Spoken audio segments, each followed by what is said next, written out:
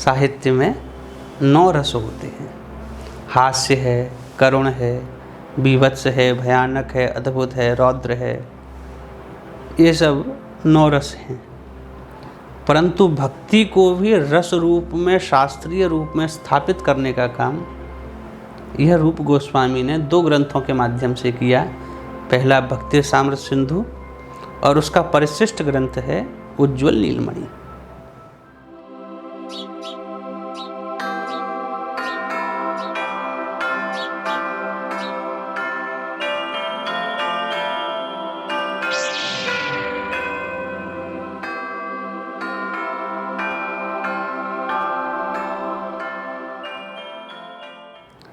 महाप्रभु के कृपा पात्र हुए 6 गोस्वामी।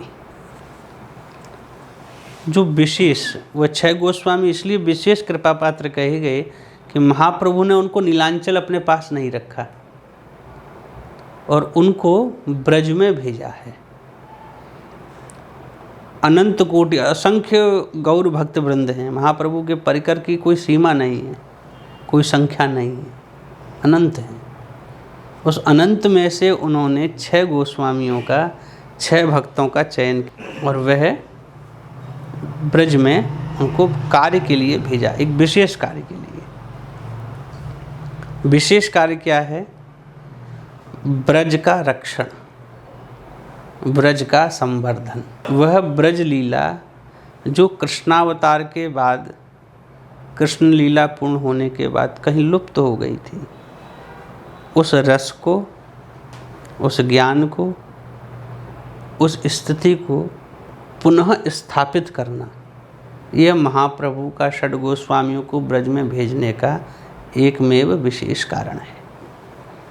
तो जो 6 गोस्वामी यहाँ पधारे हैं, उनमें श्री रूप गोस्वामी, श्री सनातन गोस्वामी, श्री जीव गोस्वामी, श्री गोपाल भट्ट गोस्वामी, श्री रघुनाथ दास गोस्वामी और श्री रघुनाथ भट्ट गोस्वामी, ये महाप्रभु के कृपा पात्र 6 गोस्वामी यहाँ ब्रज में आए। इसके अतिरिक्त, ये तो 6 प्रमुख हैं, इनके अतिरिक्त श्री भूगर्भ गोस्वामी, श्री लोकनाथ गोस्वामी, मधु पंडित एवं श्री नारायण भट्ट जी, ये भी उस काल में, जिसमें कि लोकनाथ गोस्वामी, भूगर्भ गोस्वामी और मधु पंडित ये महाप्रभु परिकर में ही हैं। नारायण भट्ट जी का भी महाप्रभु परिकर में एक प्रेम है, भाव है, और ये लोग भी उसी समय पर ब्रज में पधारे हैं। जिसमें कि लोकनाथ और भूगर्भ जो हैं, ये 6 गोस्वामियों के पहले ही, महाप्रभु के समकाल में ही, लगभग समकाल में ब्रज में आ चुके थे। 6 गोस्वामी काल से पहले ये दोनों ब्रज में आ गए थे और महाप्रभु का जो कार्य था वो लगभग उसका सूत्ररूप प्रारंभ हो चुका था। वह 6 गोस्वामियों के आने से और विशेष रूप से गति को उसने पकड़ा। वो 6 गोस्वामियों ने यहाँ पर एक, कहा जाए तो एक भक्ति विद्यालय के रूप में की स्थापना के रूप में उन्होंने एक कार्य किया कि ब्रज में कोई भी आए भक्त श्रद्धालु तो वो भक्ति का पाठ कैसे पढ़ेंगे। तो उसके लिए समझ लीजिए कि 6 प्रोफेसर जो हैं महाप्रभु ने यहाँ भेजे। उन्होंने पाठ्यक्रम भी उसका बनाया। श्री रूप गोस्वामी ने जहाँ भक्ति रसामृत सिंधु और उज्ज्वल नीलमणि, जहाँ भक्ति को दशम रस के रूप में आपने स्थापित किया। रूप गोस्वामी से पहले साहित्य में 9 रस थे, यही पढ़ाया जाता था। साहित्य में 9 रस होते हैं। हास्य है, करुण है, बीभत्स है, भयानक है, अद्भुत है, रौद्र है, ये सब 9 रस हैं।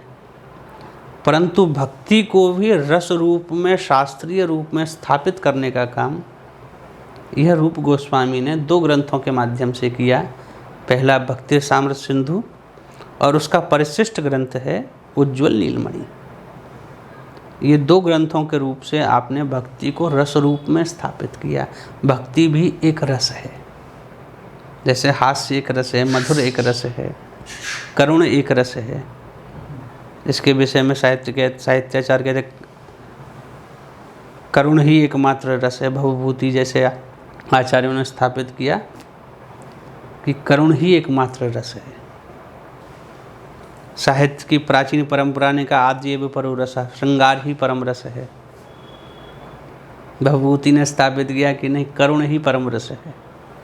ऐसे ही रूप गोस्वामी ने स्थापना की, भक्ति एक रस है। परम रस जो है वह भक्ति है और दशम रस के रूप में उसकी स्थापना हुई। वर्तमान में साहित्य में 10 रस पढ़ाए जाते हैं। ये 10वां रस स्थापना करना, यह रूप गोस्वामी का एक विशेष कार्य रहा। सनातन गोस्वामी ने अपनी रहनी के द्वारा, अपने आचरण के द्वारा वैराग्य का स्थापना की। भक्ति बिना वैराग्य के नहीं हो सकती। जहाँ हम वर्तमान में वैराग्य को समझते हैं कि मूड़ मुड़ाए भई सन्यासी, घर द्वार छोड़े बाबा जी बन गए, वो वैरागी हो गई। पर सनातन गोस्वामी ने वैराग्य का अर्थ किया है विशेष रागेण, जिसके अंदर विशेष राग हो उसी को वैराग्य कहेंगे। और वह विशेष राग ये है, उस विशेष राग की स्थापना रूप गोस्वामी करते हैं। अन्याभिलाषिता शून्यम ज्ञान कर्माद्यनाव्रतम आनुकूल्यन कृष्णानुशीलनम स भक्ति उत्तमा।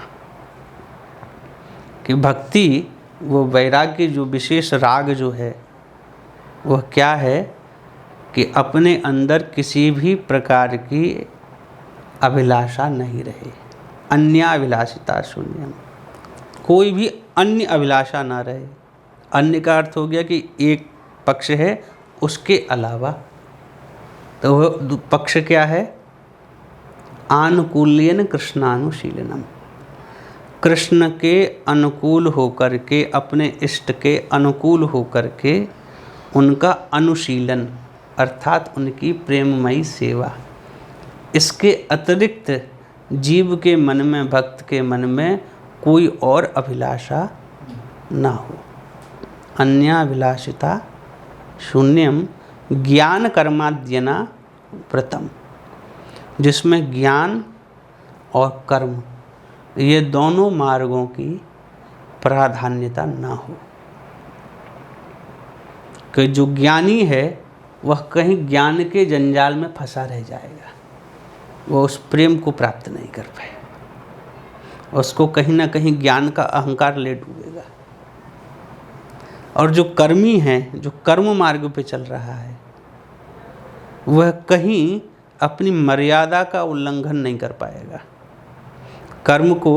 कर्म से बाहर नहीं जा पाएगा। जो उसकी नियम मर्यादाएं, जो उसने अपनी बाउंड्री सेट की है, उससे आगे की बात नहीं सोच सकता। ज्ञानी ज्ञान से आगे की नहीं सोच सकता। तो एक समय पर आके दोनों की स्थिति कूप मंडूक जैसी हो जाती है, कुएं के मेढक जैसे कि हमारा क्षेत्र क्या बोली यही है, इससे आगे की हम नहीं सोच सकते। प्रेमी जो है वह, उसकी स्थिति कूप मंडूक की नहीं है। वह किसी भी प्रकार की परंपराओं मर्यादाओं को सेवा के लिए, प्रेम के लिए उल्लंघन करने में क्षण मात्र भी देर नहीं लगाएगा।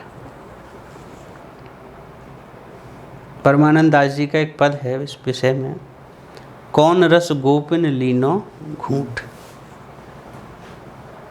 मदन गोपाल निकट कर पायो प्रेम काम की लूट, निरख स्वरूप नंद नंदन को लोक लाज गई छूट, परमानंद वेद मार्ग की मर्यादा गई टूट, कौन रस गोपिन लीनो।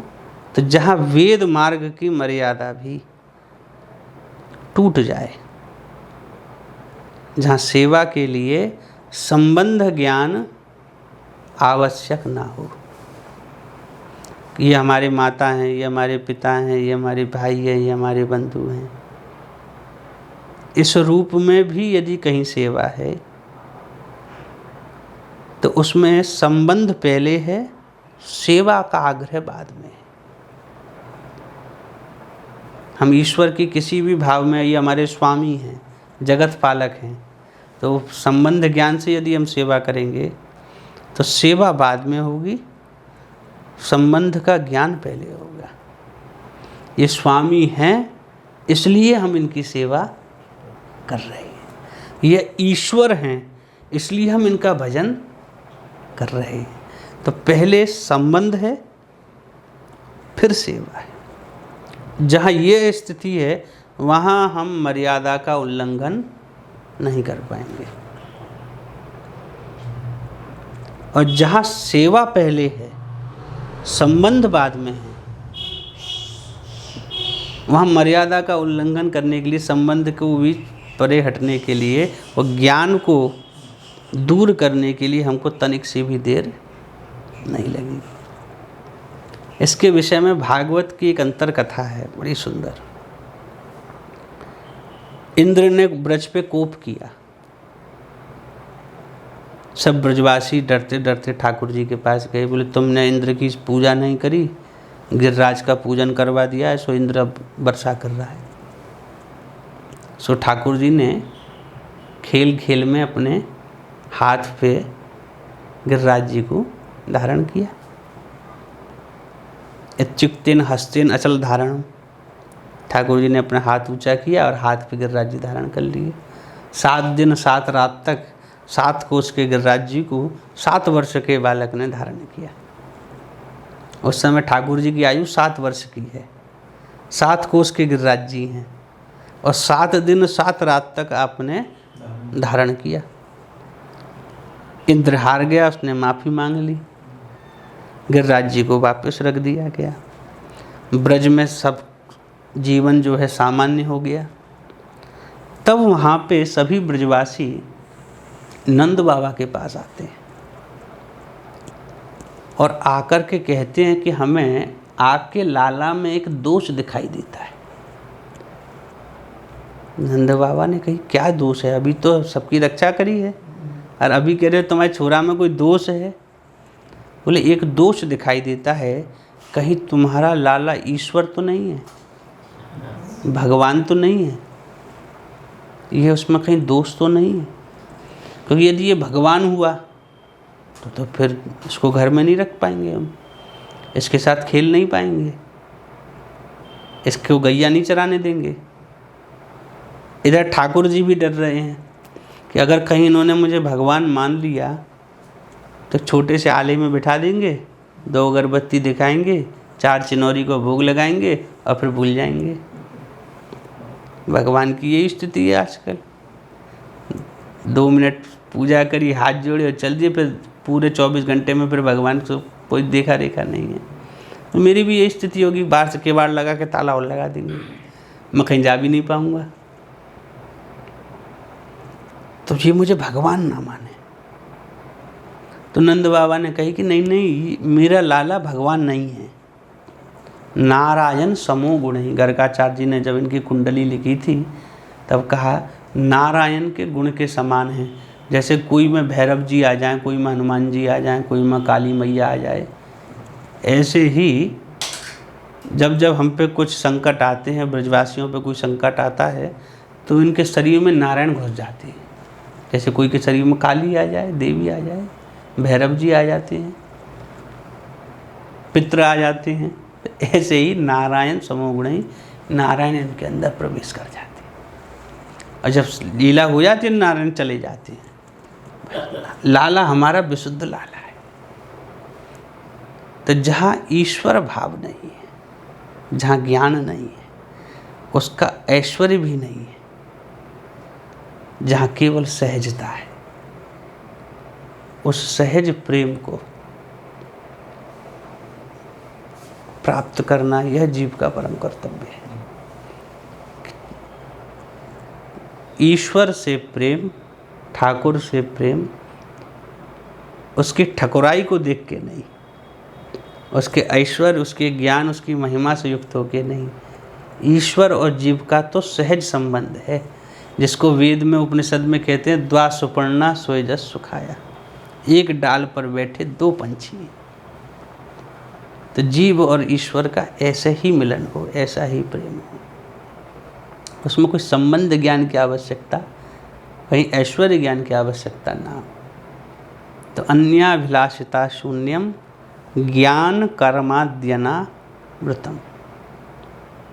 उद्धव जैसा ज्ञानी भी गोपियों की वंदना करते हुए कहते हैं या दुस्तजन स्वजन आर्य पथम च हित्वा भेजैर मुकुंद पदवीं श्रुतिभिर्विमज्ञान आसाम अहो चरण रेणुजुषामहं श्याम वृंदावने किमपि गुल्मलत औषधीनाम।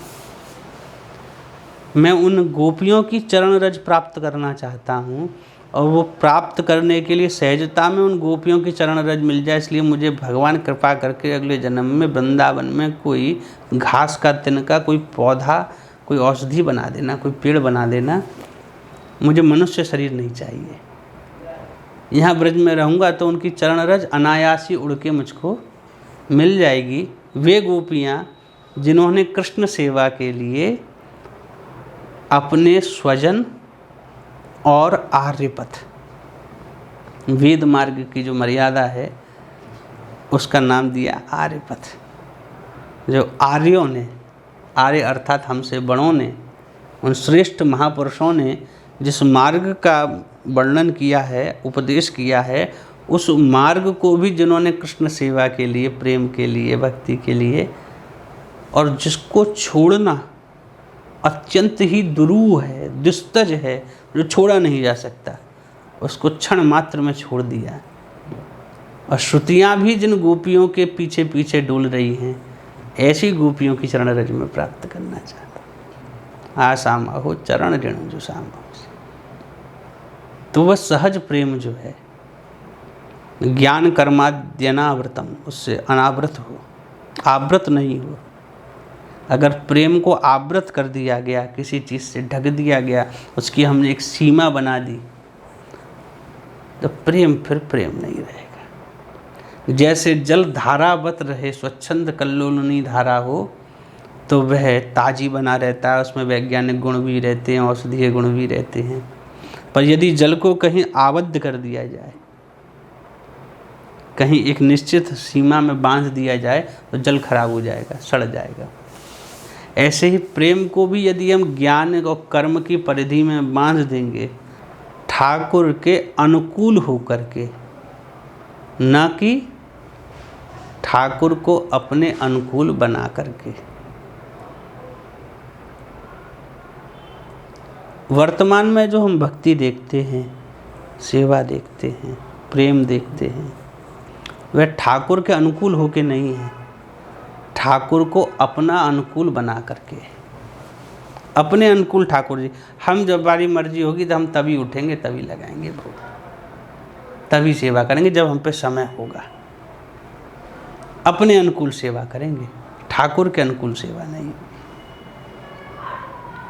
तो जहाँ प्रेम है वहाँ प्रेमी के अनुकूल होकर सेवा होती है।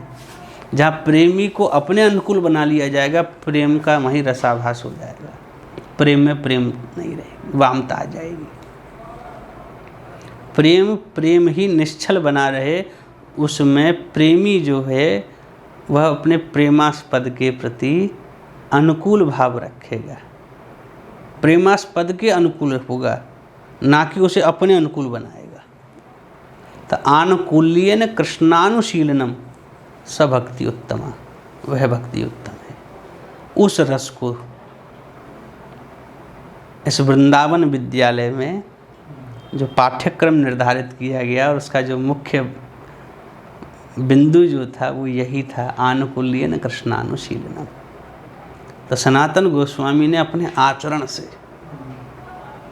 रूप गोस्वामी ने उसको लिपिबद्ध करने का प्रयास किया, सनातन गोस्वामी ने उसको अपने आचरण से प्रकट करके दिखाया, जीव गोस्वामी उसको पढ़ाने वाले, एक तो सिलेबस तैयार करते हैं, एक प्रोफेसर जो पढ़ाते हैं, तो जीव गोस्वामी उसको पढ़ाने वाले हुए। गोपाल भट्ट गोस्वामी ने रूल्स एंड रेगुलेशंस, जो वैष्णव होंगे, जो जीव होंगे, उनको क्या क्या नियम पालन करने चाहिए, तो हरिभक्ति विलास प्रभृति ग्रंथों का जो उन्होंने प्रणयन किया और रूल्स एंड रेगुलेशंस। दास गोस्वामी इस पूरे विद्यालय के एडमिनिस्ट्रेटर हेड हुए। एडमिशन अगर लेना है तो दास गोस्वामी के पास जाना पड़ेगा। और भट्ट गोस्वामी जो हैं वो को फाउंडर हैं। विद्यालय है तो उसमें कक्षा चल रही है तो विद्यार्थियों के लिए पंखा भी चाहिए, टेबल भी चाहिए, ब्लैक बोर्ड भी चाहिए, चौक भी चाहिए, इसकी भी तो व्यवस्था कोई देखेगा। तो उसका जो मैनेजमेंट है वो रघुनाथ भट्ट गोस्वामी का है। तो इस वृंदावन विद्यालय की, इस प्रेम भक्ति विद्यालय की स्थापना इन 6 महापुरुषों ने यहाँ पर महाप्रभु की आज्ञा से और उनके डायरेक्शन में, वह जैसा चाहते थे वैसा उन्होंने यहाँ पर स्थापना की। तो हम जो भी संप्रदाय देखते हैं वहाँ संप्रदाय के आचार्यों की एक वाणी है और उसी वाणी को सब लोग मानते हैं। परवर्ती आचार्य जो हैं उसको आगे बढ़ाते हैं। परंतु विद्यालय जैसी एक संकल्पना करना, यह सांप्रदायिक इतिहास में पहली बार हुआ, जहाँ एक विद्यालय के जैसी संकल्पना की जाए, जहाँ बैठ के पढ़ाया जाए। संप्रदाय इतिहास में कहीं पठन पाठन का ऐसा विशेष रूप से प्रचार नहीं देखा गया जैसा गौड़ीय वैष्णव परंपरा में ब्रज में रह करके पठन पाठन का प्रचार देखा गया, प्रभाव देखा गया।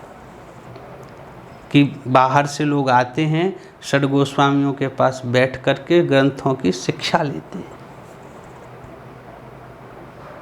तो एक पढ़ना और पढ़ाना, ये संप्रदाय के इतिहास में ये गौड़ीय वैष्णव परंपरा का एक वैशिष्ट्यता जो है वो यह है कि यहाँ पठन पाठन पे विशेष जोर दिया गया। संप्रदाय स्थापित करने की जल्दीबाजी नहीं थी। अपना प्रचार प्रसार करने की जिम्मेदारी, अपना प्रचार प्रसार करने की एक जो कल्पना रहती है, एक जो वासना रहती है, वह गौड़ीय परंपरा में नहीं। प्रचार प्रसार से दूर। षड गोस्वामियों के वैराग्य की मूर्ति यह है, उनका वैराग्य का उदाहरण यह है। सनातन गोस्वामी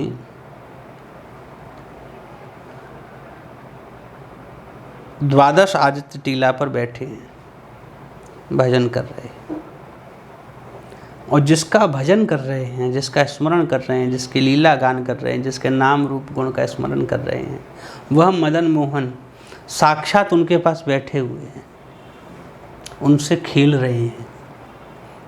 कभी उनकी पीठ पे चढ़ जाते हैं, कभी उनके आचमन पात्र लेके भाग जाते हैं, कभी करुआ लेके भाग गए, उन्हीं के साथ खेल रहे हैं। विग्रह चलायमान है, उन्हीं के संग खेल रहा है। जब मथुरा में उनको प्राप्त हुए मदन मोहन जी, तो बोले विग्रह अकेले कैसे लेके जाएं? तो बोले हाथ पकड़ लो और पैदल चलो साथ में, हमारे पास कोई गाड़ी वाड़ी थोड़ी है। तो हाथ पकड़ के वो विग्रह मदन मोहन जी वृंदावन पधारे। तो ऐसी मूर्ति जिनके संग ईश्वर साक्षात जो है खेल रहा है। सनातन गोस्वामी का भजन पूरा हुआ, उन्होंने भिक्षा की जो मधुकरी में जो अन्न मिला उसका जो उन्होंने 4 टिक्कर बनाए और मदन मोहन जी के आगे रख दिए। महाराज भोग लगाओ। मदन मोहन जी खेलते हुए आए, एक टिक्कर उठाया और जैसे ही पाया तो बोले, अरे बाबा जा में नॉन ना है, नमक नहीं है, कम से कम नमक तो धर दिया कर रोटी के संग। और सूखी रोटी खवावे को गले के नीचे कैसे उतरेगी? ना जा में घी है, ना नॉन है, कछु नहीं है, ना सब्जी है, ऐसी सूखी रोटी दे दी। अब कैसे उतरे? कम से कम गले में नॉन तो दे, नमक तो हो, कम से कम चबा चबा के बाद नीचे तो उतार ले। कैसे सूखी रोटी दे रहा है? बोले अगर नॉन चाहिए तो खुद व्यवस्था कर लो। हम यहाँ भजन करने आए हैं, तुम्हारे नॉन तेल की व्यवस्था करने नहीं आए, अपना करो व्यवस्था। मदन मोहन जी ने व्यवस्था कर ली। एक व्यापारी के संग लीला की। सूरत का व्यापारी, गुजरात का व्यापारी नमक लेके आया था, सो टीला के नीचे उसकी नाव फंस गई। मदन मोहन जी खेल रहे थे, लौट घूमते हुए आए। बोले क्या हुआ? बोले हमारी नाव फंस गई है। बोले कि यहाँ बाबा रहते हैं ऊपर, उनकी आन है यहाँ पे, उनके ठाकुर जी हैं, उनके बड़े विरक्त साधु हैं, कुछ मांगते जानते हैं नहीं। उनके ठाकुर जी के मंदिर भोगराग की व्यवस्था कर दो तो तुम्हारी नौका छूट जाएगी, नहीं तो नहीं निकलेगी। बोले महाराज जो कुछ फ़ायदा होगा मुझको, मैं उसमें से जो सेवा बन पड़ेगी कर दो। बोले जाओ। नौका छूट गई। मथुरा मंडी में गया तो जो नमक था वो कपूर बन गया। अब नमक के दाम कम है, कपूर के ज़्यादा हैं, तो उसको विशेष लाभ हुआ। उसने आके मदन मोहन जी का मंदिर बनवा दिया, भोगराग की व्यवस्था हो गई। अब मंदिर बन गया, ठाकुर जी के भोग की व्यवस्था हो गई। सनातन गोस्वामी वहाँ से चल दिए। तो मदन मोहन जी ने कहा अब क्या, तो सब व्यवस्था हो गई, अब क्या को जा रहे हो? बोले आज मंदिर बनाए, कल लोग आएंगे, फिर मुझको देखेंगे, कहीं मेरी प्रतिष्ठा हो जाएगी, कहीं लोग तुम्हारे साथ साथ मुझको भी प्रणाम करने लगेंगे, मैं वो नहीं चाहता। तुम यहीं रहो, एक पुजारी नियुक्त कर देते हैं, वो तुम्हारी सेवा पूजा करेगा, हम चले एकांत में भजन करने।